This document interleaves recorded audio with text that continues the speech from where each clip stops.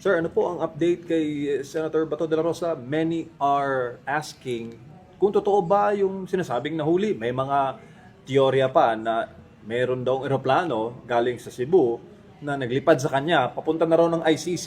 Sir. Sana hindi totoo, no? Sana hindi totoo. Kasi nga when I heard a lot of news, no? News kahapon, daming tumatawag sa akin at daming nagti-text, no? Pero ang nabantayan ko, hindi tumawag yung kliyente ko. At saka hindi rin tumawag yung members ng family niya. So, kaya hindi ako masyado worried. And I think sana totoo itong kutob ko na hindi talaga ito totoo. Because had it been true, he would have called me right away. May mga nagsasabi rin, sir, na yung sa mga nagko-comment sa social media na maaari daw hakbang ito para ma-locate yung eksakto na posisyon o lokasyon ngayon ng senador, ita-triangulate yung kanyang location. May mga experience tayo in the past, sir. Ano pong tingin niyo dyan?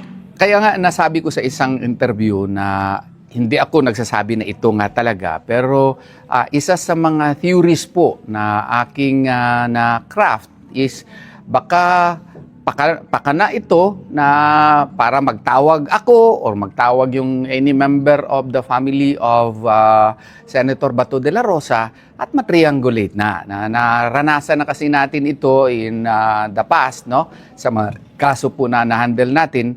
Kaya I really disciplined myself not to call my client at that time. Kasi there is really that big possibility that this might be a ploy for us to contact our client. And if we did that, then that would have, produced a certain vibration which would enable the authorities to locate him.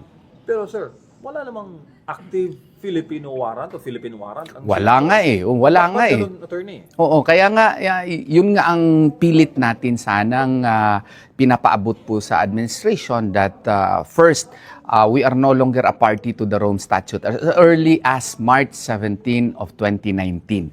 The request for investigation was only made in September of 2021, more than 2 years after we withdrew from the Rome Statute.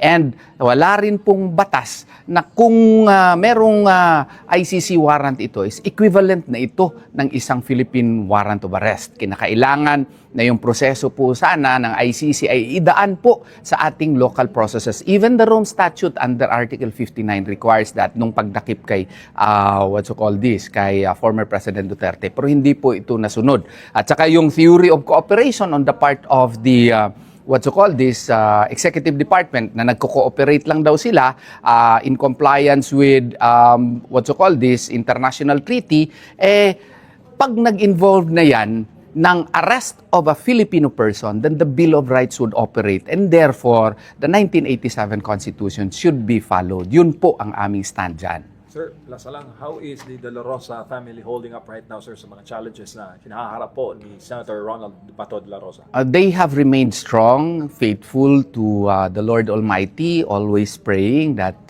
everything will turn out to be fine. And I hope and pray that they will continue to be strong despite all the challenges that they are facing these days. Maraming salamat po. Maraming salamat.